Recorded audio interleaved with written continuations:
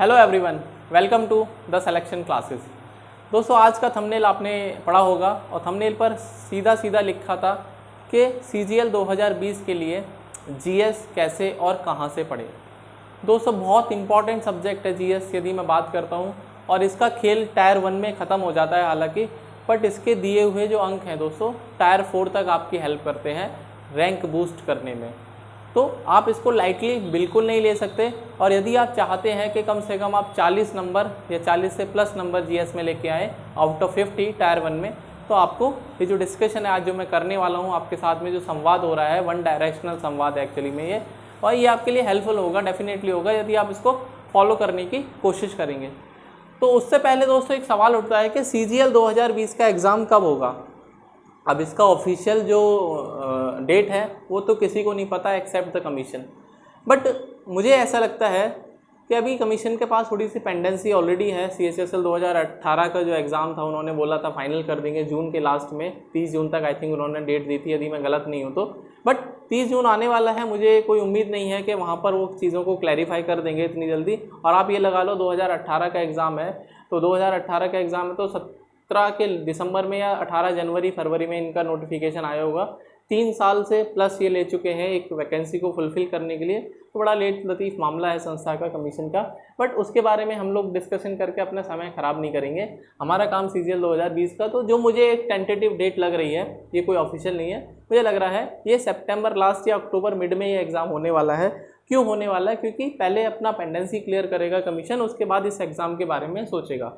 तो ये तो एक मेरा जनरल आइडिया है, जनरल परसेप्शन है, मैं गलत भी हो सकता हूँ, इसमें कोई बड़ी बात नहीं है, बट मेरे हिसाब से अभी आपके पास 3 महीने हैं मान के चलिए, और अपने आप को अच्छा स्कोर करने के लिए जीएस में अब आपको क्या करना है वो मैं आपको बता देता हूँ। क्योंकि बच्चा जो है वो मैथमेटिक्स और इंग्लिश को कवर कर लेता है, बट जीएस का जो सिलेबस है ना वो था सिलेबस है, और उसको कवर करना पॉसिबल नहीं है।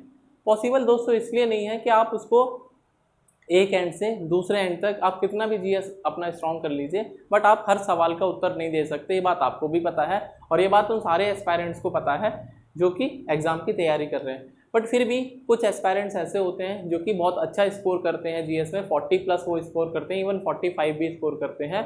तो वो क्या स्ट्रेटेजी हो सकती है जिससे आप भी जीएस में स्कोर करके अपनी रैंक को बूस्ट कर पाएँ। मैं आपको रीज़न बता देता हूँ कि जीएस की इंपॉर्टेंस कितनी है दोस्तों। जैसा कि हमें पता है टायर 1 की यदि मैं बात कर रहा हूँ दोस्तों, यदि मैं CGL टायर 1 की बात करता हूँ, तो टायर 1 में 200 नंबर का पेपर होता है। तो बेटा 200 नंबर में जो रीजनिंग आती है, जीएस आती है, मैथ्स आती है और इंग्लिश आती है, और ये सब इक्वली डिवाइडेड है। यदि मैं मार्क्स की बात करता हूँ तो 50 मार्क्स इसके भी हैं, 50 मार्क्स, 50 मार्क्स और 50 मार्क्स, ठीक है। अब जो जनरल जो बच्चा तैयारी करता है दोस्तों, रीजनिंग को इतनी टफ नहीं आती, तो रीजनिंग सबके लिए बराबर हो जाती है, तो रीजनिंग में कंपटीशन बहुत कम रहता है, और अक्सर बच्चे के जो बराबर हैं रीजनिंग में 2-4 नंबर का डेविएशन रहता है, सबके लिए इक्वल। मैथ थोड़ा सा बच्चों को, किसी को कम टफ लगता है बट किसी को ज़्यादा टफ लगता है, लेकिन जो बच्चा CGL टारगेट कर रहा है उसको पता है कि बिना मैथ के सिलेक्शन होने वाला है नहीं, तो वो वहाँ भी जान लगाता है। सेम कंसेप्ट दोस्तों इंग्लिश में है, क्योंकि इंग्लिश में भी इंग्लिश को बिना पढ़े सिलेक्शन नहीं होने वाला है, बच्चा यहाँ भी जान लगाता है, क्योंकि मेंस में 200 नंबर की मैथ और 200 नंबर की इंग्लिश आती है। अब दोस्तों जो सबसे बड़ा एक्स फैक्टर है, या मैं इसको जी फैक्टर बोलता हूँ, जीएस फैक्टर है दोस्तों, ये है 50 नंबर। यहाँ के दोस्तों जो नंबर है ना वो आपके लास्ट तक पीछा नहीं छोड़ेंगे, और आपकी रैंक को बूस्ट करने के लिए बहुत इंपॉर्टेंट हो जाएंगे। यदि कोई बच्चा यहाँ पे 10 या 15 नंबर की लीड ले लेता है दूसरे बच्चे के मुकाबले, तो वो 10 से 15 नंबर आपकी रैंक को अपग्रेड कर सकते हैं हज़ारों नंबर्स में, ठीक है। तो बहुत इंपॉर्टेंट हो जाता है जीएस को पढ़ना और उसके जो स्कोर को बूस्ट करना। तो हम बात करेंगे कि कैसे हम अपने आप को या जीएस में कैसे अच्छा स्कोर कर सकते हैं। तो चलिए बात करते हैं जीएस का। तो मुझे पता है और ये आपको भी पता है कि जीएस में भैया एक सब्जेक्ट नहीं होता, it is a combination of many subjects, ठीक है। हमारे पास दोस्तों यहाँ पर हिस्ट्री है, हमारे पास यहाँ पर हिस्ट्री है, ज्योग्राफी है हमारे पास, और यहाँ पर इको है, इकोनॉमिक्स, दोस्तों इसके लिए पॉलिटिकल साइंस है, नॉर्मल साइंस है हमारे पास, और दोस्तों और मिसलेनियस हैं कुछ टॉपिक। मिसलेनियस में जैसे जो स्टैटिक जीके होती है, आप इसको स्टैटिक जीके भी लिख सकते हैं। एंड सबसे इम्पॉर्टेंट वहाँ पर करंट अफेयर्स हैं।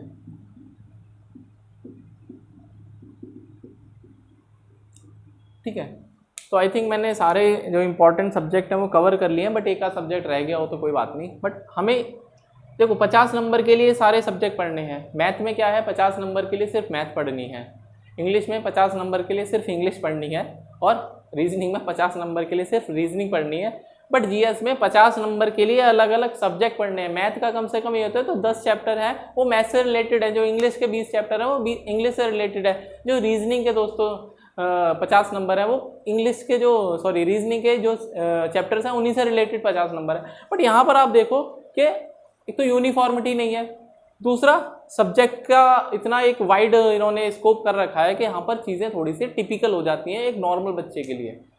तो अब हम बात करते हैं कि इसको क्रैक कैसे करना है, इसके पीछे की जो सीक्रेट है उसको डिकोड कैसे करना है, आप अपने स्कोर को कैसे बूस्ट करते हैं यदि हम जीएस की बात करते हैं। ठीक है, तो मेरे हिसाब से दोस्तों अब 3 महीने बचे हैं, जैसा मुझे लग रहा है ऐसा। ठीक है, अब इन 3 महीनों में आप यदि शुरू से पढ़ने बैठेंगे so it will be too late. अब आप शुरू से पढ़ने का तो अपने जहन से थोड़ा सा चीज़ों को निकाल दीजिए, क्योंकि यदि आप शुरू से इन सबको प्रिपेयर करने बैठेंगे so it will be very time consuming, और फिर आप दूसरे सब्जेक्ट में अपने आप को एक्सेल नहीं कर पाएंगे। तो अब इसका ऑल्टरनेटिव क्या है, करना क्या है। ठीक है, हम बात करते हैं करना क्या है। तो दोस्तों यदि हम पिछले 2-3 सालों की बात करें, आपको कहाँ से स्टार्ट करना है, करना क्या है,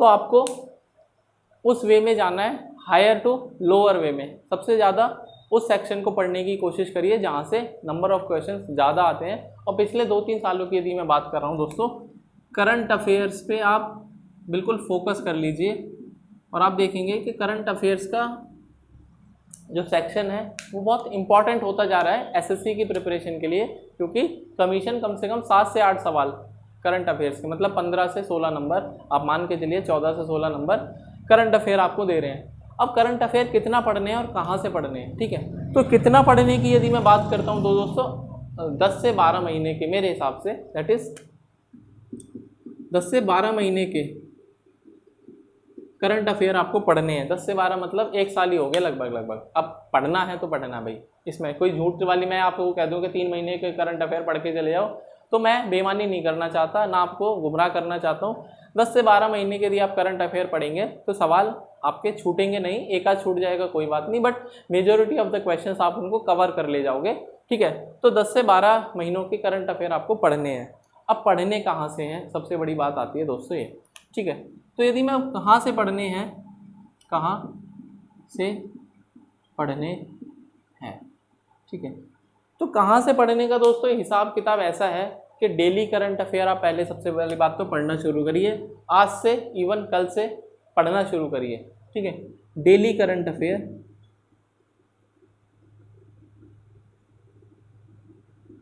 ठीक है, सो डेली करंट अफेयर आप किसी न्यूज़पेपर से पढ़ सकते हैं, वो भी एक टाइम कंज्यूमिंग हो जाएगा।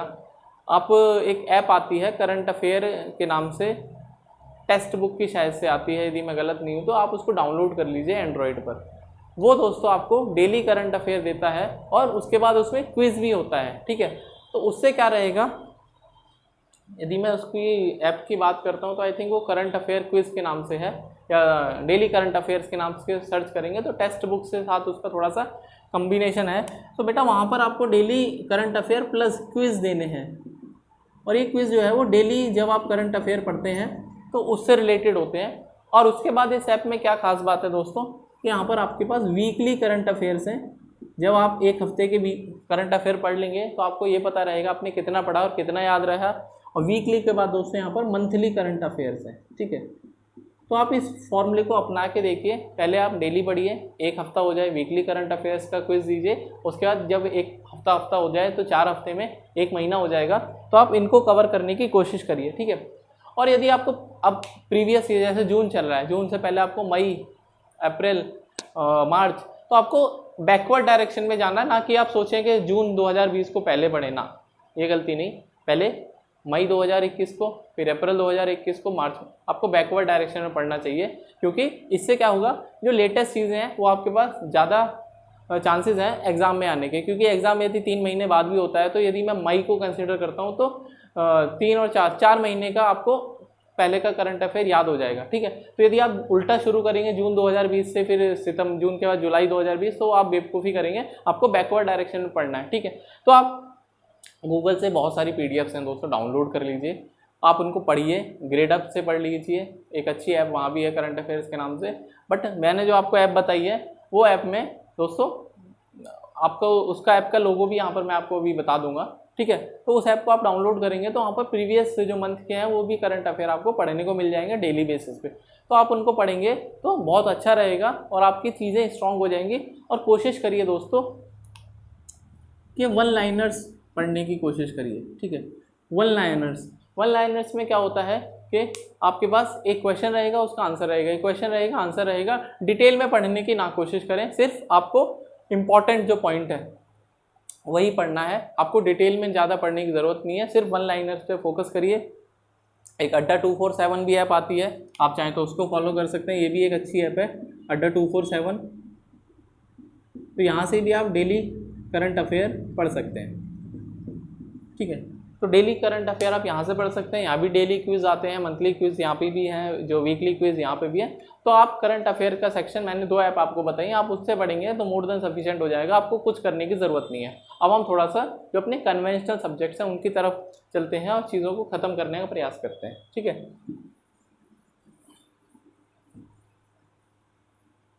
अब दोस्तों दूसरी जो बात है कि बाकी सब्जेक्ट को कैसे पढ़ें, ठीक है। तो बाकी सब्जेक्ट्स को पढ़ने का दोस्तों एकमात्र और बेहतरीन जो तरीका है वो है ऑब्जेक्टिव क्वेश्चंस करना, ऑब्जेक्टिव क्वेश्चंस,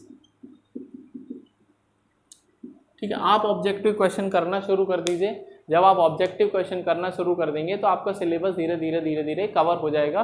और ऑब्जेक्टिव जो बुक आप कोई भी ले लीजिए, लूसेंट की बुक आती है, लूसेंट ऑब्जेक्टिव आती है, आप उसको ले लीजिए, क्योंकि इसमें क्या है, एक ही क्वेश्चन 2-3 बार जब रिपीट होगा तो आपके दिमाग में वो चीज़ें बैठ जाएंगी। आप उनको टिक करिए, आंसर चेक करिए, टिक करिए, आंसर चेक करिए। जब आप देखेंगे कि आपका आंसर सही है तो आपके अंदर कॉन्फिडेंस आएगा, जब गलत है तो आप उसको सीखेंगे। तो वहाँ पर एक्सप्लेनेशन भी है और शॉर्ट में एक्सप्लेनेशन है। तो ऑब्जेक्टिव ही दोस्तों वो तरीका है जिससे आप जीएस को बेस्ट तरीके से प्रिपेयर कर सकते हैं। यदि आप ये सोचते हैं कि पूरा का पूरा ग्रंथ आप पढ़ लेंगे तो मेरे हिसाब से अभी उतना भी टाइम नहीं है, और आप पढ़ना भी चाहते हैं तो आपकी मर्जी है, मैं मना नहीं करूँगा। बट आपको ऑब्जेक्टिव क्वेश्चंस के थ्रू प्रिपरेशन करनी चाहिए। तो ऑब्जेक्टिव क्वेश्चंस मैंने बता दिए, plus previous year objective questions GS के, वहाँ से आप एसएससी के पढ़ लीजिए। और ना सिर्फ एसएससी के पढ़िए दोस्तों, ये भी आप मतलब एसएससी मतलब सीजीएल के ना पढ़िए, सीजीएल के साथ साथ दोस्तों जैसे सीजीएल हो गया, सीएचएसएल हो गया, सीपीओ हो गया, और जो एसएससी कौन कौन से एमटीएस एग्ज़ाम कंडक्ट कराती है, आप इनके प्रीवियस ईयर के जीएस के पेपर उठाइए। कहीं ना कहीं जो क्वेश्चंस हैं वो एक दूसरे के एग्ज़ाम में शफल होते रहते हैं। और टीसीएस का ये है कि वो करंट अफेयर्स पे ज़्यादा फोकस करती है, क्योंकि टीसीएस पहले बैंकिंग वगैरह के लिए एग्ज़ाम कंडक्ट कराती थी और अब भी कराती है। तो बैंकिंग वगैरह जो वाले जो एग्ज़ाम्स हैं उसमें करंट अफेयर का इंपॉर्टेंस बढ़ जाता है। तो इसलिए मैंने बोला जब से टीसीएस एग्ज़ाम का वेंडर बनाया है एसएससी का, तो करंट अफेयर की इंपॉर्टेंस ऑटोमेटिकली बढ़ गई है, ठीक है। तो आप यहाँ से सीजीएल के, प्रीवियस ईयर के, सीएचएसएल के, सीपीओ के, एमटीएस के ऑब्जेक्टिव क्वेश्चन दोस्तों लगाना शुरू करिए। ऑब्जेक्टिव क्वेश्चन जब आप लगाएंगे तो आपके पास ये फ़ायदा रहेगा कि आप कम समय में एक अच्छा और बेहतर स्कोर कर सकते हैं। और ऑब्जेक्टिव यदि मैं बात करूं दोस्तों, ये सब्जेक्ट वाइज लेना है आपको, सब्जेक्ट वाइज। पहले आपको सब्जेक्ट वाइज ख़त्म करना है ऑब्जेक्टिव को। हिस्ट्री ले लीजिए, बायो ले लीजिए, फिजिक्स ले लीजिए, केमिस्ट्री ले लीजिए, ज्योग्राफी, इकोनॉमिक्स, पॉलिटिकल साइंस। तो इससे क्या रहेगा, जब आप सब्जेक्ट वाइज ऑब्जेक्टिव लूसेंट के ऑब्जेक्टिव खत्म कर लेंगे, या फिर मार्केट में अरिहंत की भी आती है, मनोहर पांडे की आती है, बहुत सारी बुक्स आती हैं, तो वहाँ से बुक्स अवेलेबल है। तो ऑब्जेक्टिव क्वेश्चंस को धड़ाधड़ करते जाइए और उससे आपको क्या होगा कि आपके जहन में चीज़ें रिटेन हो जाएंगी, क्योंकि जीएस दोस्तों एक ऐसा सब्जेक्ट है जिसको आपको रटना ही पड़ेगा, याद ही करना पड़ेगा। मैथ की तरह उसमें कोई लॉजिक नहीं है कि भैया मैथ में 2 + 2 4 होता है तो उसका लॉजिक है या a + b का होल स्क्वायर फॉर्मूला आपको याद हो जाएगा। बट यहाँ पर ये चीज़ें आपको अपने जहन में कैसे भी रटनी पड़ेंगी। आप इसको चाहे गलत शब्द समझिए चाहे अच्छा शब्द समझिए, you have to mug up this things. यदि आप मगअप नहीं करेंगे तो आपके स्कोर नहीं आएंगे, इस बात को लिख लीजिए। तो आपको ऑब्जेक्टिव तरीके से यदि आप दोस्तों तैयारी करेंगे तो डेफिनेटली आपका स्कोर भी बूस्ट होगा, और आप मुझे थैंक यू भी कर सकते हैं जब आप देखेंगे कि आपके अंदर इंप्रूवमेंट आना शुरू हो गया है। अब दोस्तों एक इसके लिए आपको मतलब प्रिपेयर कैसे करना वो भी आपको बता देता हूँ, ठीक है। तो ये सब चीज़ें आप नोट कर सकते हैं। अब जनरल दोस्तों टेंडेंसी होती है कि यदि हम किसी भी चीज़ की शुरुआत करना चाहते हैं तो बड़ा कठिन होता है, क्योंकि ओल्ड हैबिट्स नेवर डाई, बहुत मुश्किल से ओल्ड हैबिट जो है हमारी ख़त्म होती है। तो अब उसको कैसे ख़त्म करना, तो दोस्तों एक प्लान है 21 डे प्लान। मुझे नहीं पता आपने पढ़ा है, सुना है, नहीं सुना है, 21 डे प्लान, ठीक है। अब कुछ लोग इसको मिथ बोलते हैं, कुछ लोग इसको रियलिटी बोलते हैं। तो ये दोस्तों पर्सन टू पर्सन डिपेंड करता है। मिथ इसलिए बोलते हैं कि एक प्रिंसिपल सबकी ज़िंदगी पे अप्लाई नहीं हो सकता, बिल्कुल सही बात है, लेकिन यदि 100 में से वो 90 लोगों पर अप्लाई हो रहा है तो इसका मतलब कुछ ना कुछ तो उसमें रियलिटी रहेगी, ठीक है। तो 21 डे प्लान दोस्तों क्या होता है कि यदि आप किसी भी काम को शुरू करना चाहते हैं ज़ीरो से नए तरीके से, तो 21 दिन तक लगातार एक ही समय पर उस काम को करना शुरू करिए। क्योंकि जब आप चीज़ों को डेली करना शुरू करेंगे तो आपका ब्रेन ये समझ जाएगा कि भैया अपने जो ब्रेन आपके जो बॉडी के पार्ट्स हैं उनको ये मैसेज दे देगा, धीरे धीरे देना शुरू कर देगा, भैया 8 बज गए पढ़ना शुरू कर दो, 8 बज गए पढ़ना शुरू कर दो। तो ये आप चीज़ें करके देखिए 21 डेज़ में। मेरे हिसाब से मतलब बहुत सारे लोगों का ये फॉर्मूला अपनाया हुआ है। यदि आपको पता है तो वेल एंड गुड है, नहीं पता है तो आप इसको करके देखिए। 21 डे प्लान में आपको 21 दिन तक लगातार एक ही समय पर एक ही काम को करना है। वो क्या करना है, पढ़ना है। जैसे जीएस की मैं बात करूं, ऑब्जेक्टिव क्वेश्चन 1 घंटा, 1.5 घंटा, 2 घंटा, वो आपकी मर्जी है। और आप इसको करके देखिए, definitely you will be benefited, क्योंकि बहुत सारे लोगों ने इससे बेनिफिट लिया है। और इवन यदि मैं अपनी बात करता हूँ तो मैं इस चीज़ को जब एग्जीक्यूट करता हूँ तो रिजल्ट काफ़ी अच्छे मिले हैं मेरे को, तो इसलिए मैं आपको भी सजेस्ट कर रहा हूँ। तो आप इसको करके देखिए। बिकॉज ये हो सकता है मिथ हो, बट मिथ इसलिए हो सकता है क्योंकि आप एक रूल को सबकी ज़िंदगी के ऊपर अप्लाई नहीं कर सकते, ये बात बिल्कुल क्लियर है, इसमें कोई दोहराया नहीं है। बट यदि उस चीज़ से ज़्यादा लोगों को बेनिफिट हो रहा है तो हम उसके मेरिट की ही बात कर सकते हैं। तो इसलिए मैं बोल रहा हूँ इस चीज़ को आप अपनाइए 21 डे फॉर्मूले को, ठीक है। 21 डे फॉर्मूला बहुत सिंपल सा फॉर्मूला है। यदि आप किसी भी काम को शुरू करना चाहते हैं तो 21 दिन तक लगातार 3 हफ्ते उस काम को एक ही समय पर करना शुरू करिए। हो सकता है पहले आप 10 मिनट करेंगे, कल को 15 मिनट, 20 मिनट, धीरे धीरे टाइम को स्ट्रेच करिए। जब आप टाइम को स्ट्रेच करेंगे तो you will be enjoying the things, और आपके जो एक हैबिट है वो बनना शुरू हो जाएगी। यदि आप जिम दोस्तों ज्वाइन करना चाहते हैं तो पहले दिन जिम में जाना, क्योंकि उठना ही सबसे बड़ा एक चैलेंज होता है कि यार उठें कैसे। 1 हफ्ते तो अलार्म लगा के बंद करना होता है, उसके बाद फिर आप उठ पाते हैं धीरे धीरे। उसके बाद जब आप जिम में जाते हैं तो 2-3 दिन तक आपकी बॉडी पेन करती है, तो फिर आप सोचते हैं यार छोड़ो। बट दोस्तों बॉडी किसकी बनेगी, जब आप डेली उस काम को करेंगे उन्हीं की तो बनेगी। यदि आप एक दिन जाके जिम में जाके अपने शरीर में दर्द करके आ गए और सोचने लगे यार नेक्स्ट दिन से हम जाएंगे नहीं, हमारी तो बॉडी पेन करने लगी, दोस्तों ये नेचर का नियम है। यदि आप किसी भी काम को करना चाहते हैं तो एकदम से इंटरेस्ट डेवलप नहीं होता है, इंटरेस्ट डेवलप होने के लिए टाइम लगता है। पावर इज़ कंटिन्यूटी, और आप इसको रिवर्स भी कर सकते हैं, कॉन्टिन्यूटी इज़ पावर, ठीक है। Continuity is power.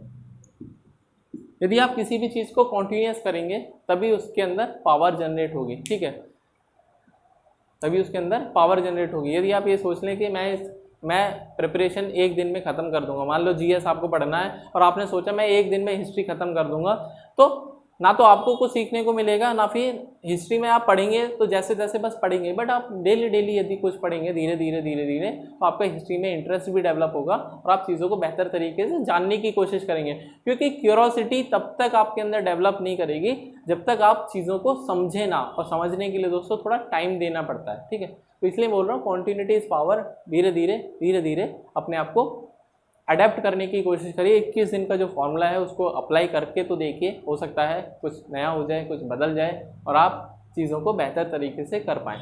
तो मेरा जो लास्ट एंड फाइनल जो सक्सेस मंत्र है दोस्तों वो यही है कि 21 डे फॉर्मूले को एक बार अपना के देखिए। दूसरा, जीएस के लिए दोस्तों ऑब्जेक्टिव क्वेश्चंस को करना शुरू कर दीजिए रादर देन आप सब्जेक्टिव पढ़ें, क्योंकि सब्जेक्टिव आप कितना भी पढ़ लीजिए, नोट्स बना लीजिए, वो नाकाफ़ी इसलिए हो जाएंगे क्योंकि अल्टीमेटली दोस्तों आपको ऑब्जेक्टिव क्वेश्चंस के ही आंसर करने हैं, और जब ऑब्जेक्टिव क्वेश्चंस के आंसर करने हैं तो यदि आप उनको ऑब्जेक्टिव तरीके से ही पढ़ेंगे तो आप बेनिफिट हो पाएंगे। और आप ये मान के चलिए कि क्योंकि एक ही सवाल घुमा फिरा के कई बार पूछा जा सकता है और कई तरीके से पूछा जा सकता है, तो जब एक ही सवाल का उत्तर एक ही रहेगा और सवाल उसके 10 हो जाएंगे तो आपके दिमाग में वो चीज़ें फिट हो जाएंगी, और एक सवाल कहीं ना कहीं दूसरे सवाल से भी जुड़ता है। तो जब आप 10 ऑब्जेक्टिव क्वेश्चन प्रिपेयर करते हैं तो वो चीज़ें कहीं ना कहीं लिंकअप होती हुई चली जाती हैं और आप चीज़ों को बेहतर तरीके से सीख पाते हैं। तो इसी उम्मीद और उत्साह उमंग के साथ में कि आप इसके जो गाइडलाइंस हैं इनको फॉलो करेंगे और आप बेनिफिट कर पाएंगे अपने आप को। मिलते हैं नेक्स्ट वीडियो में, तब तक के लिए अपना ध्यान रखिए। Bye bye, take care.